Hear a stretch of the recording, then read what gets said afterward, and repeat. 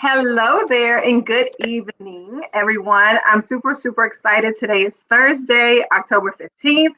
I cannot believe we are almost through October. Can you believe it? Okay. Right. um, I am super excited because, I'm bringing bringing another mama onto this platform that is something that I'm super passionate about. And I'm going to introduce myself in a second, but I wanted to bring forth what we came here to talk about tonight, and that is the ugly truth about postpartum depression. I am your facilitator host, whatever you want to call it. I am Stacey Crawley. I'm a mom empowerment coach as well as a motivational speaker, and I empower and equip millennial moms with tools to ditch the overwhelm and reclaim their happiness while raising a family. Um, when this series kind of fell into my lap, or I guess more so into my heart, God put that there, and I was very skeptical about it. Just vulnerability right here and transparency. I was very skeptical because it's such a topic that people just don't talk about. People, they shy away from it. It's something that they're just not ready to deal with it, right? And especially in our, in the Black community, we don't talk about it, but it's there, right? It's like that pink elephant in the room that nobody wants to address. And here we are, and we're addressing it. We are on episode 4 of this series. Let me tell you guys, I actually asked for 4 moms. I had 8 to reach out to me. So that was amazing in itself. And so we are on episode 4, and I have an amazing, phenomenal mom with us today, Miss DeAnna, who is going to tell us her story, who's going to be here to give us some gems about, different things that she went through, different things that, helped her to get over the hump. A lot of women just don't. A lot of women are undiagnosed. And we just want to help you guys to get to a place of happiness and joy because you totally deserve it and your family deserves it as well. But without further ado, I want to introduce Miss DeAnna. I'm actually going to go ahead and read Miss DeAnna's bio. So DeAnna is a wife, a very hands-on type of mom, a full-time financial planner, and co-owner of the upcoming brand More Than Rosé. You guys check her out, and she's going to tell you where to find her at the end.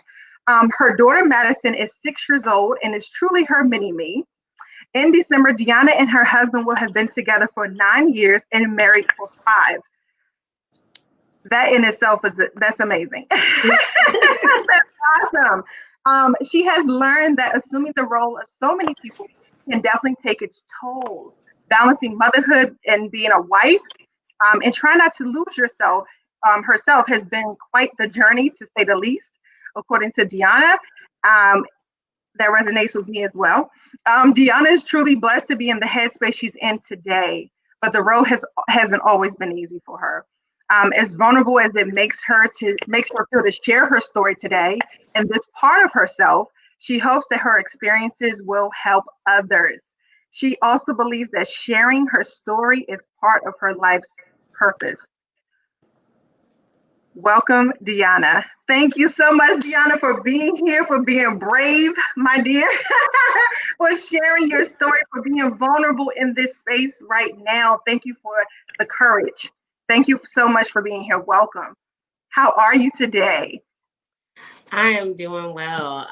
The courage is still, working its way up, but And that's real. It's gonna be okay. It's gonna yes. be okay.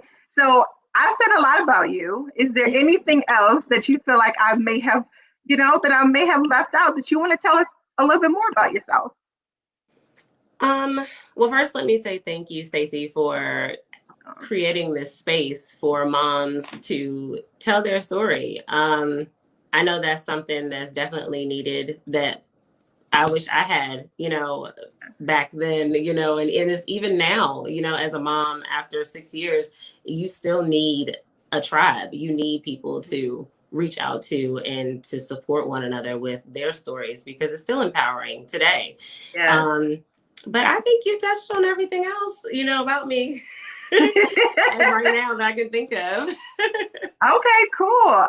Well, thank you, and you're so welcome. I'm telling you, this is my passion. this is something that I'm just super, super excited about. And I just want other moms to just get past all the obstacles and get to their purpose. So thank God you've made it on the other side. And prayerfully, your story will help other moms to get to the other side as well. All right. So without further ado, I want to kind of get into the meat of why we're here. We're going to start with, I want to ask you, DeAnna, what were you experiencing at the time that made you realize you had postpartum depression? Where were you? What was going on? So I think, well, obviously it was after I came home from the hospital and everything like that. And bringing a new baby home is a stress in itself, is new because I'm a first time mom. So everything, I did the readings and all these things and talked to people like, oh, what to expect for delivery and, your pregnancy and things like that. But this was never something that came up, the conversation of postpartum depression.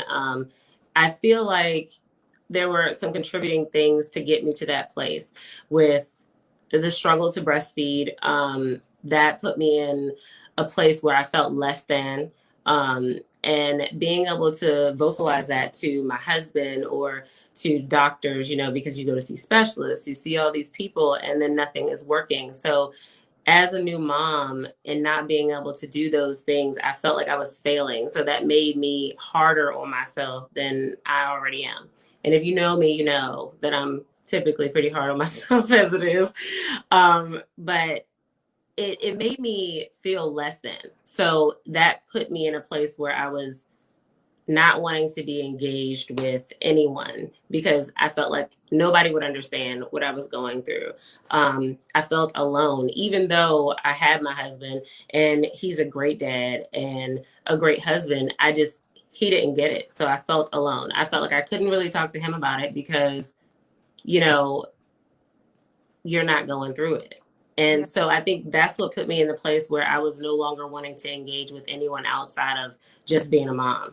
I wanted to put 100% of my focus into being a mother and forget about me, forget about him, all those things, because I need to win at this. Like, I need to be great at this. And I felt like because I couldn't breastfeed and there were like feelings of just failure, in my eyes, that I just didn't want to be bothered. I shut myself off from people. And I found that looking back, I was sad, and at the time, I don't know if I realized I was sad for that purpose, but everything was an emotion after an emotion after an emotion. Yeah. We obviously, there are good days in the mix, but like there are a lot of sad days, a lot of crying days. Days where you feel like I don't think I can do this anymore. And that's where I was like slowly declining, as far as that's concerned. I still tried to show up for my daughter and to do the best that I could as a new mother. But I felt myself slowly starting to close off and like go into this dark place where it just didn't feel right. And I definitely didn't feel like myself. I feel like I had lost myself at that time. I have to say that I think that a lot of moms, we get in that space where we want to be so amazing, especially as new moms. We want to be amazing at that thing called motherhood. And it's kind of borderline perfectionism. And we rationalize and say, no, I just want to be the best, but no, we want to be perfect. And I think, that kind of drives a little bit of the expectation, which kind of drives us deeper into that depression. And I'm pretty sure you dealt with that. And that puts you in that space. And I think when you said that, you felt isolated, you felt alone, even when your husband was there, tell me, even though your husband was there anyone else that you told, what you were going through, or did you just kind of suffer in silence? I definitely did not talk to anybody about it. Because even with this, when I was sharing with my sisters that I was going to be doing this interview with you about postpartum depression, she was like, I didn't even know that you were going through this. And my sisters and I, we have a very close relationship, but this is just not something that I talk to anyone about. And it's not that I didn't trust them or felt any way towards my sisters or my friends or anything like that. It's just, I felt like they wouldn't understand. Yeah. And it would have been more of a struggle for me to have to then explain how I'm feeling while I'm feeling it to someone to get advice or support when they haven't been through it. But see, that's to my knowledge Yeah. because we didn't talk about it, you know, and you know, my mom passed when I was in college, so she wasn't here. She would have been the first person I probably would have called, even though I don't know if she went through that, you know, because with that generation of parents, they didn't talk to their kids about their health or things that they went through. But um, I would have called her, I feel. I don't know. I mean, I feel like I would have because I used to call my mom all the time, you know. Um, but I felt like it just didn't make sense to me because I feel like if you haven't gone through it or some version of it, then you can't relate and you don't know what to say. Mm-hmm. Because you can say, oh, I understand, or, you know, it'll be fine and you're going to get through this. Because that's typically what we as women will say to one another. It's going to be fine. You're going to pull through and we're going to pray about it and we're just going to keep Right. pushing, you know? But I didn't tell anyone for those reasons because I just felt like it would have been more, it would have took more out of me to explain to somebody that I'm feeling this way. And it's unfortunate listening to myself say that I feel like it was more work to have the conversation that could have potentially pulled me out of that place sooner than to just suffer in silence. So with that, do you think that it was probably more like, do you feel like looking back that you wish you would have been a little bit more open and just kind of taken that little bit of muster up, that little bit of energy to just kind of let someone in? Looking back today, I would say yes. I wish I had taken the time to try to let someone in. And I mean, I talked to my husband and told him like I feel sad or I feel, you know, whatever I was feeling at the time. And you know, they try to be as supportive as they can be Yeah. as a man, but they don't really get it, you know. And so it's a different kind of support that you get from somebody that's been through it versus someone that cannot fathom what you're going through. But I mean, I wish now that maybe I would have spent time to try to explain my feelings to someone. But at the time, to be honest, I don't think I had the energy to do that at all because Yeah. all of my energy went to being a new mom, up all night long and, you know, barely sleeping. I felt like I was sleeping on my feet. So to have a conversation that I feel like I can't talk to you about this right now because I don't have it, you know, to Yeah. give. So I Yeah. think that in hindsight, I wish I had, but at the time, I don't know if I physically could have, Yeah. you And know. that's understandable. That it's just it's real, and I Mhm. think a lot of moms they go through that, and some, some get to a level of not even being able to get out of the bed, not Mhm. being able to speak what they're thinking because they're so mentally drained. And you could have been in that space, and I think, you know, looking back, yes, you could have done, what I mean, you could have reached out, but Yeah. like you said, where you were, you just didn't have it. Mhm. But thank God that you that you're able to Yes. be in a space where you're able to say, you know what? Listen, if you're in that space, reach out to someone. Yes. And I know But it's easier said than done. it is. Like I will say to any moms listening that feel like you're experiencing this now or you know, and you're like, oh, well, you say it now, but you didn't do it either. But Yeah. I wish I had. And I Yeah. know it's so difficult to do something like this because it's easy to say, Yeah. especially after you've been through it, or, you know, even after the fact when you're thinking about, like, oh, yeah, I'm going to do that. Yeah. But if I say it today, it doesn't mean that if it happened again, that I'm still going to do what I said I was going to Right. do. Because in the Exactly. moment, you go with how you're feeling, you know? So, Yeah, I mean, so now when I kind of think about the conversations that you were having with your husband and you were trying to, kind of navigate that with him, do you mhm. feel like the postpartum depression affected your marriage in any kind of way? And if Oh, so, how? 100%. Yeah. 100%. I feel like because it impacted the relationship I had with myself, There was no way for it not to affect my marriage. I think the effect that it had on my marriage was it just felt like, again, like I said, I was so focused on being a mom because that was all I had to give at that time. It was to be a mom, to focus on that. How do I breastfeed? If am I not doing things right? Am I a bad mom if I can't breastfeed? Because, you know, society makes us feel like we have to live life a certain way. We have to be a certain type of mom. We have to breastfeed over giving formula.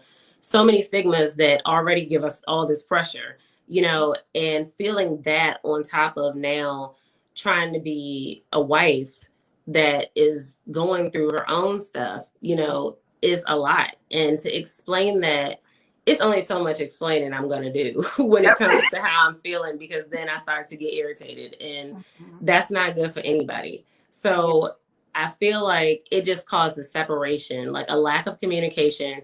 We started talking just about whatever was needed, or, you know, what is it? I heard someone say this, hallway conversations. Like you just basically touching on the things that you need to handle in the household, like whatever needs to be done for the baby, whatever needs to be done around the house. You have those conversations, but it's nothing like, there's no connection. There's not like, oh, well, you know, tell me about how you feeling, or like, let's spend some time together and do all these things. Like, I just didn't want to be bothered. And I've obviously, you know, as a man, like, he's trying to be supportive, but also it's frustrating because now I'm pulling away, you know, and he doesn't fully understand why I'm pulling away. So he's trying, but you know, it definitely caused a separation of like the connection. It definitely was frayed at the time because of this. I know 100%. Yeah. I mean, I think like when I think about my own situation and when I went through my postpartum depression, my husband and I went through similar situation. You know, you just kind of get in that mode of, you know, being a parent. That's one part of you. And then dealing with your own stuff. And then somehow trying to figure out, well, what's important right now? And not saying that your husband is not, but you know, it's that dynamic and trying to figure that out. And I think a lot of times the postpartum depression tends to outweigh everything. It just takes over, you know, and so it's hard. It's hard in any type of relationship, you know, even if you're just dealing with regular depression, it's difficult, you know, and then to add the baby in the mix is definitely tough. And so it's definitely tough. You know, when I think about your story and I think about how you have gone through that, and even the thought of you around the breastfeeding, right? And how that kind of pushed you further into that space and it just took you somewhere, and just the culmination of everything. What did you do to kind of get back to your space of happiness, your space of joy, your space of peace? What steps did you take in your individual journey to get back there? Ooh, child. Well, I mean, as you know, your place of joy and happiness is consistent work, I feel like, over the course of your lifetime. But from that space then to where I am today, I think where I started was I started spending more time with God, and I started spending more time with reflecting on what I needed, because I had to figure out what I needed in order to be able to be something more for somebody else. So, and I think that came from prayer and time spent doing devotionals and things like that, because it wasn't going to come out of thin air, and it wasn't going to come from talking to, you know, Joe Schmo or doctor or all these things. Like, it was day by day, and sometimes it was hour by hour, because I had good days. You know, I had days where I was like, oh, well, you know, I'm going to take today and I'm going to go hang out with a girlfriend, or I'm going to go hang out with my sister today, you know, and those were good moments, you know. But when you get back home and you settle in and you get back to those responsibilities, you know, you love your child. And, you know, those moments for me were everything. Like those memories and being there and seeing her grow and do all these things is amazing.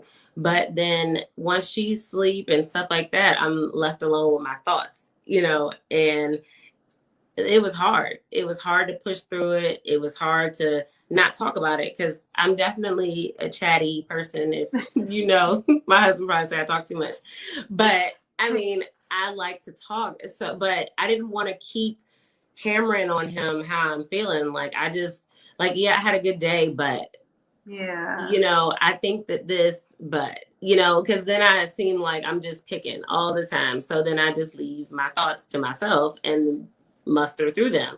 So I think the start of my healing began with building my relationship back up with God, because all that had come to a halt when I was dealing with my emotions. Like I didn't have time for anything or anybody. And that was put on the back burner. And when I decided to try to spend more time with God in whatever capacity it was at the time, I found that I started to get some answers that I was asking, but there was nobody to answer, So that is where I feel like my healing started. And then as time moved on and, Madison had a birthday and then she had another birthday and all those things. And then days go by and weeks go by and you realize you're a little bit happier each day. You're a little bit more adjusted, after that first year. I think, because I feel like it probably went on off and on for that first year of being a new mom. And then, things filter over into, years past that, because that's life and it happens sometimes. There are moments where you lose yourself again and then you got to find yourself all over again.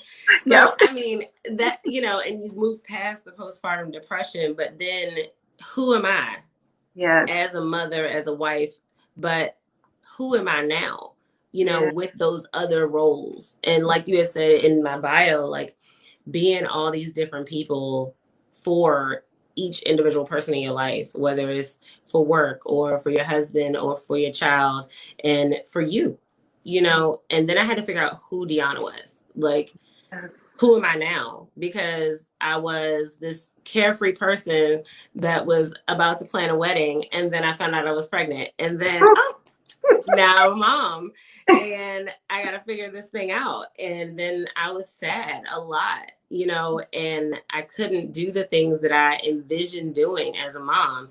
And then it made it hard because I was beating myself up about it.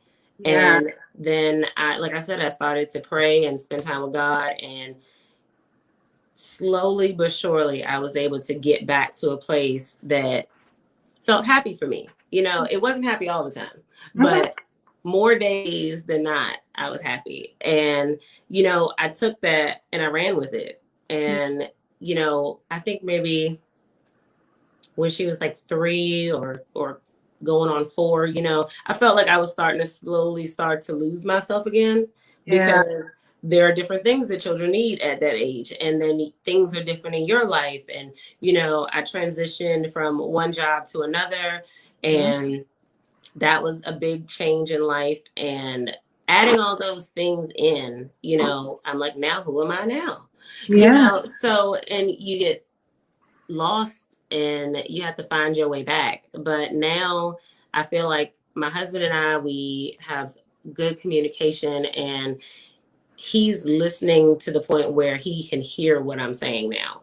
And I think obviously that takes time. And some days I think he turns off his hearing and it's just selective, just like every other man. But I think that now we're in a place where we can openly communicate. And he understands that I'm a lot in general, but he's here to listen. So I know I have 100% of his support in anything that I want to do in life. And that is a weight lifted, in the aspect of my marriage. And we make time for date night, and we make time for each other's needs and wants and things like that. And then I have now a group of friends that are like my sisters, and that support system means everything. And I think when you find your people, you hold on to them, because those are the people that you're going to need to get through different, highs and lows in your life.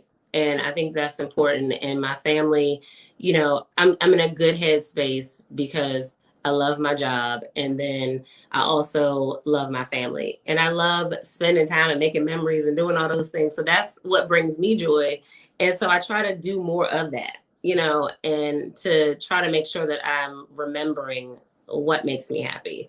And as far as self-care, I would say today, that's always one of those things that's on the list, and it's the first thing to fall off. But just incorporate more things for self-care, because I know that I can't give to anybody else if I am not fulfilled myself. So, and I don't want to go back to that place. So I have to make a conscious effort to do those things daily, or at least make sure I'm making time for myself in order to be the best mom and the best wife that I can be, and the best me for myself, So, but it's work.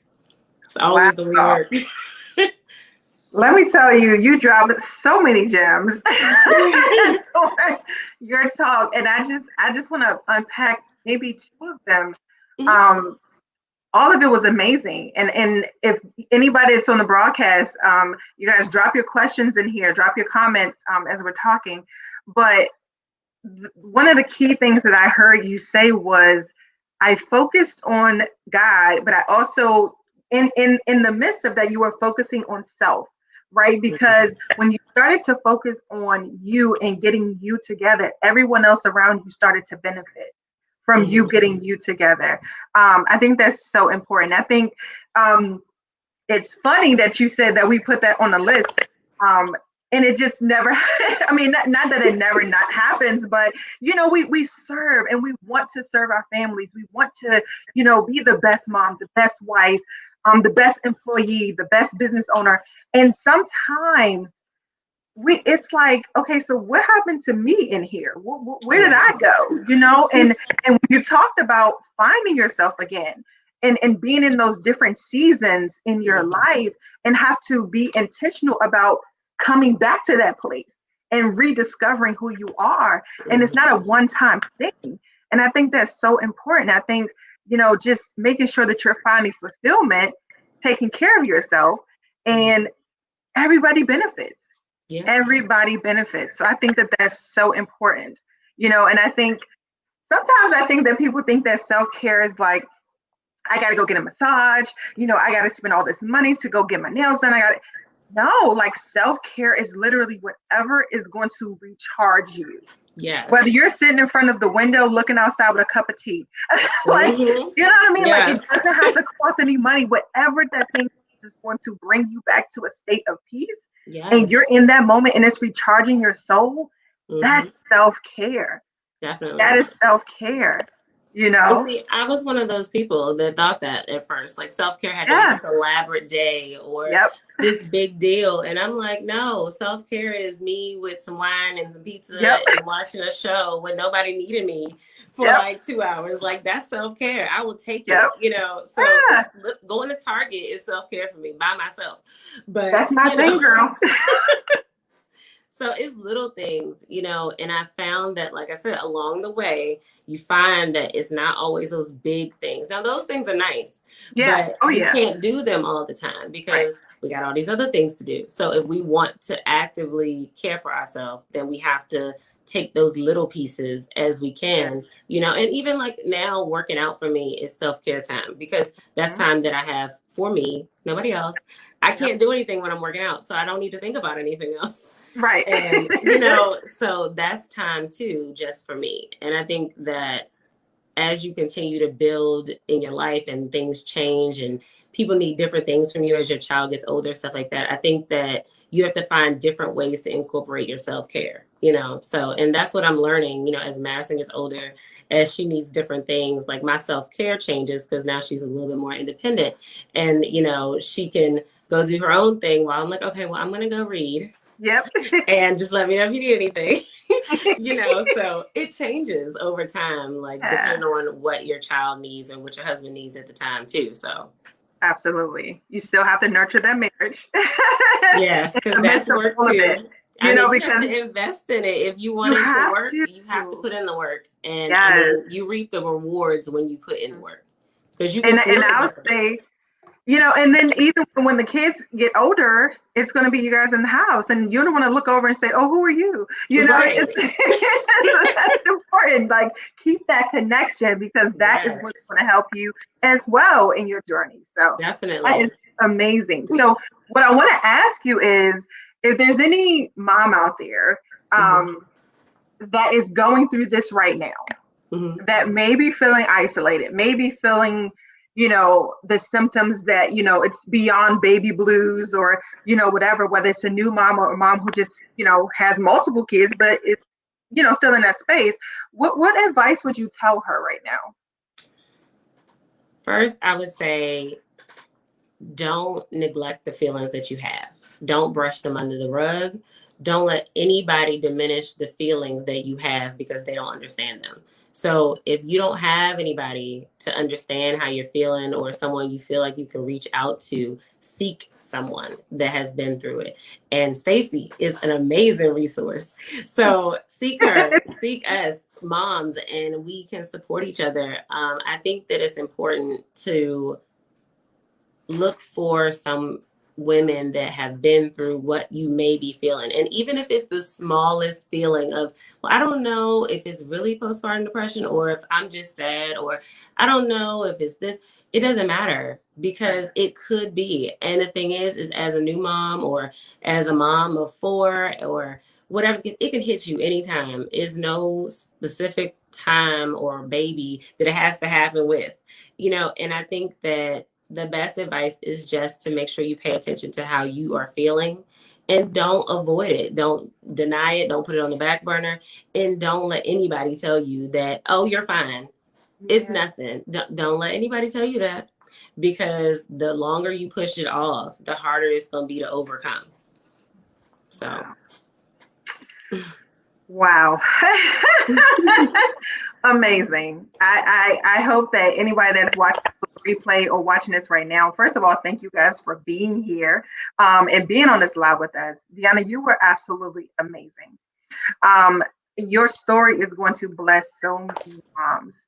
I'm telling you, they're going to look at this and just say, "Oh my gosh, she's speaking to me," And I wholeheartedly believe that.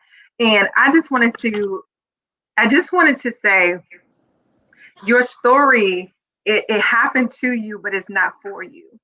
And Mhm. I heard a mentor tell me that before. Your story, it happened to you, but it's not for you, and it's for someone that's going to come along, that's going to need how you got through that storm. And so you continue to tell your story, or just, be out there and be brave enough to do that. And I just want to say you again, thank you so much. I want people to know where they can find you online. Where can they find you? Well, Stacey, thank you so much for this opportunity again. And this was amazing to just be able to be in this space. I second guessed it a couple times because, it's a sensitive topic, and to be Yeah. vulnerable to the public is a big deal. But I feel like it's important. It's an important topic for us women to share, women of color to share, and to talk about, to let our children know that it's okay to talk about your feelings, and you Yeah. can have these problems and issues, and there are solutions out there. But again, I'm DeAnna, and I can be found on, let's see, my personal page is beautifully underscore D on Instagram. I do have a Facebook page also, but my best friend and I, we have a brand called More Than Rosé, and we have a live tasting Tuesday every week at 7 on Instagram. You can find us on more underscore rose on Instagram also. So, and all of that information is under the post that Stacey made on her page also. Yes, you guys follow DeAnna. She's amazing. She was telling me about her brand, the wine tasting. If you mamas out there love wine, she's your girl. Okay, Come this I'm way. gonna come on her way, push to her way. Okay, I'm gonna go ahead to the comments, because I want to acknowledge, the people that were here. Ms. Francis said, "Thank you, thanks. Brittany, such a powerful story. Thank you so much for sharing." Kia said, "So many gems. Thanks for sharing." Brittany Hey, Brittany. Yes, I definitely agree. There's so many moms who will be touched by this. Thank you for your bravery. I'm so proud of you. Kia, thank you for being transparent. Woo, woo. So proud of you, DeAnna. You are more than rosé. Yes, more than rosé. Y'all gonna I make say me you're up more than before I rosé. I have did not read it right. feathers. You guys look her up, okay? Thank you so much again for being here. Thank you guys for staying on here with us and riding with us and hearing this phenomenal story from this amazing mom and this beautiful mom. And I just want to say thank you guys so much. We have episode 4, no 5. Oh my gosh, episode 5 coming up next Tuesday. So please be on the lookout for that. I have another great mom that's going to come and tell her story, so that you guys can be blessed as well, just as much as you were blessed tonight with DeAnna. All right, you guys have an amazing evening. Talk to you soon and take care. Be blessed. Bye. Bye.